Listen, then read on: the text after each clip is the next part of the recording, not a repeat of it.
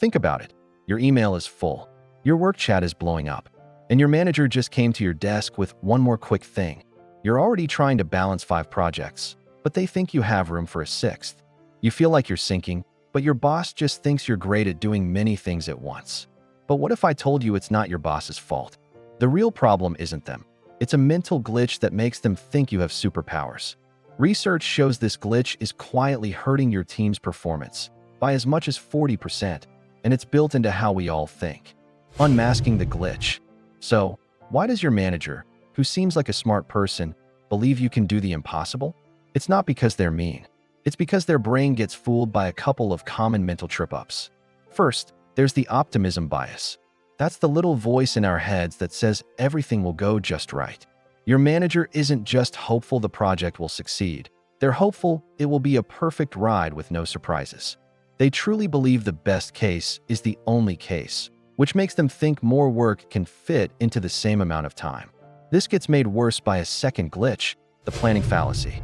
This is our brain's bad habit of guessing a task will be quick, even when past jobs prove us wrong.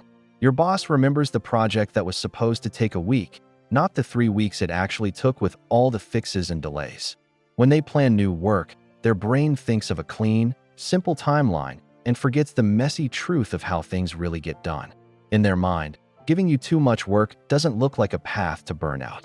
It looks like smart, fast management. The downward spiral of productivity. Here's the problem. This belief in doing many things at once isn't just wrong, it's very harmful.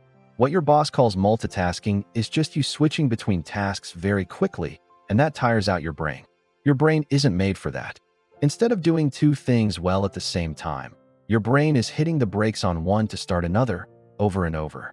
This creates something called switch costs. Every time you get pulled from one thing to another, it takes a lot of time for your brain to get back into a state of focus. One study found it can take over 23 minutes to fully focus again after just one interruption. Do that all day, and you lose a huge amount of work time. Studies show this constant switching can lower your actual output by up to 40%. And it gets worse. There's something called attention residue.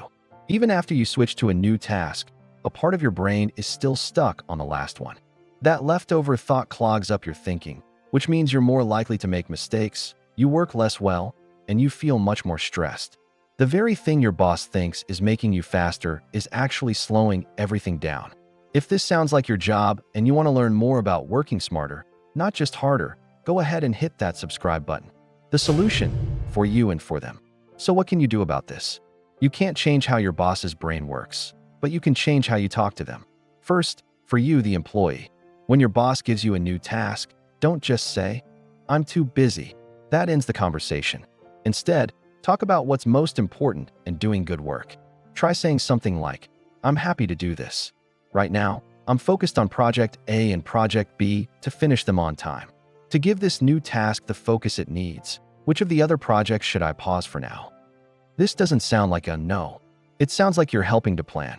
It invites them to see your limited time without questioning their role as the boss. Now, for any managers watching, here's how you can be a better leader.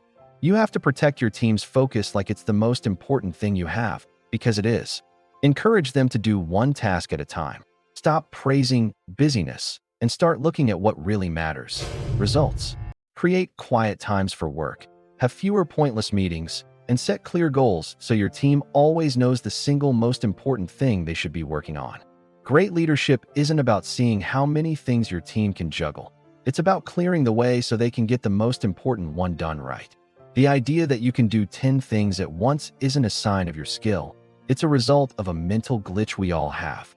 That constant pressure to do many things at once comes from a wrong idea about how work gets done, and it only leads to stress, burnout, and messy results. The real way to get more done isn't to do more things at the same time. It's to do one thing at a time with deep, steady focus. By understanding the thinking behind the problem, both employees and managers can finally get past the myth of multitasking and build a workplace that's not just more productive, but healthier and happier for everyone. What's the craziest mix of tasks your boss has ever asked you to handle at once? Share your story in the comments below. Let's talk about it.